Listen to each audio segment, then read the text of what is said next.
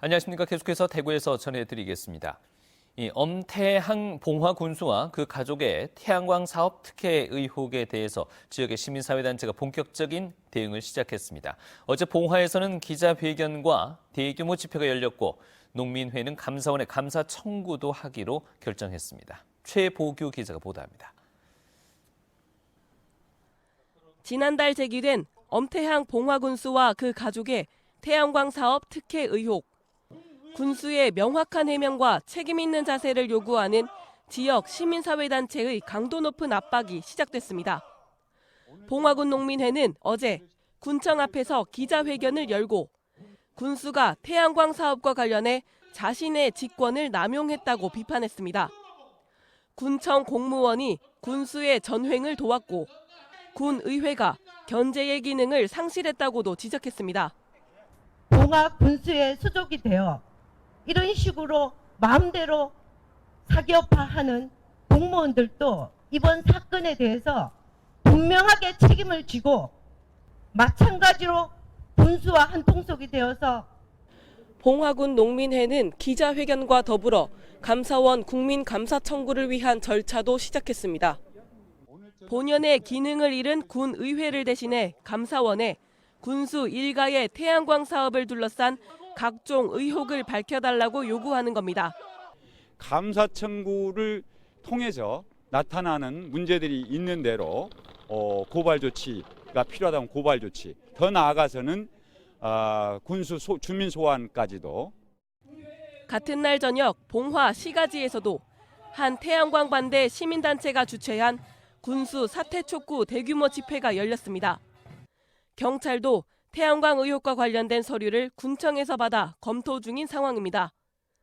수사기관과 감사원, 지역사회까지 군수를 전방위적으로 압박해오고 있는 가운데 군수의 답변 회피와 책임 피하기가 더 통하지 않을 거란 사실은 자명해 보입니다. MBC 뉴스 최복입니다. 경주의 대표적 사적지이자 관광지인 동궁과 월지에 해마다 녹조가 반복되고 있습니다. 경주시가 대대적인 준설을 하는 등 수질 개선에 나섰는데 근본 대책으로는 미흡하다는 지적입니다. 보도에 김철승 기자입니다. 우리나라 대표적 관광지인 동궁과 월지, 곡선 연못과 건물, 야간 조명이 어우러져 아름다움을 뽐냅니다. 고민은 해마다 반복되는 녹조. 녹조 라떼라 불릴 만큼 심할 때도 있습니다. 경주시는 녹조를 잡기 위해 대대적인 준설에 나섰습니다. 15,000여 제곱미터에 대한 전면적인 준설은 발굴 조사를 한 70년대 후반 이후 40여 년 만입니다. 지난 2012년에도 준설을 한 적이 있지만 그때는 부분 준설이었습니다. 해마다 녹조가 발생하고 있는데 주 원인 중에 하나가 퇴적토입니다. 그래서 이번에 퇴적토를 확 걷어내서 녹조 발생을 줄이려고 합니다.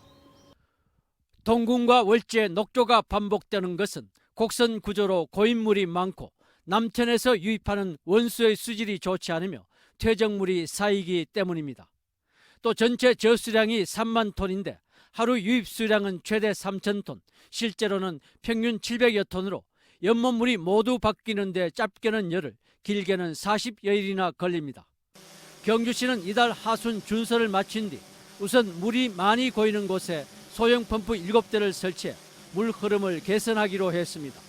문화재청도 내년부터 수질 개선을 위해 연구 용역 등의 사업을 추진하기로 했습니다. 관건은 문화재 현상 변경입니다. 예를 들어 신라 때 만들어진 입수구와 배수구의 돌 구멍을 고집할 경우 수량을 늘려 물 흐름을 빠르게 하기는 불가능합니다. 연간 150여만 명이 찾는 관광 명소의 수질 개선을 위해 기관 간 좀 더 유연한 사고로 지혜를 모아야 할 것입니다. MBC 뉴스 김철승입니다. 대구시는 대구와 경북 통합신공항을 오는 2026년에 개항할 계획이라고 밝혔습니다. 이 통합신공항을 열 때는 민간공항과 군공항 운영을 함께 시작합니다. 내년 1월 21일 주민투표로 통합신공항 최종 이전지를 선정하면 신공항 건설을 위한 기본계획 설수립 용역을 발주해서 민간 군공항 시설 건설 계획과 이전 부지와 소음 피해 지역 이주 대책을 수립한 뒤 민간 사업자를 공모해서 공사에 들어갈 예정입니다. 결혼을 꺼리는 추세가 이어지고 있습니다. 이 통계청은 최근 5년 안에 결혼한 사람을 신혼부부로 보고 통계를 잡고 있는데 지난해 11월 기준 대구 신혼부부는 5만 1천여 쌍, 경북은 6만 1천여 쌍으로 지난 2017년보다 각각 3.6%와 6% 줄었습니다. 전국 군 단위에서 신혼부부가 가장 적은 곳 1, 2, 3위는 울릉과 영양, 군위로 모두 경북에 있었고 대구와 경북 초혼 신혼부부 가운데 절반가량이 주택을 소유하지 않고 있었습니다.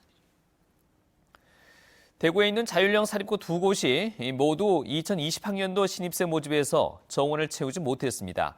이 대구시교육청에 따르면 개성고는 320명 모집에 193명이 지원해서 0.6대 1의 경쟁률을 보여 지난해 0.69대 1보다 더 낮아졌습니다.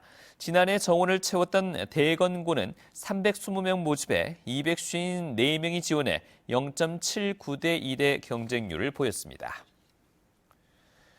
대구지법 형사 11부 김상윤 부장판사는 대구 인터블고 호텔에 불을 지른 혐의로 구속 기소된 55살 A씨에게 징역 2년에 추징금 10만 원을 선고하고 치료 감호를 명령했습니다.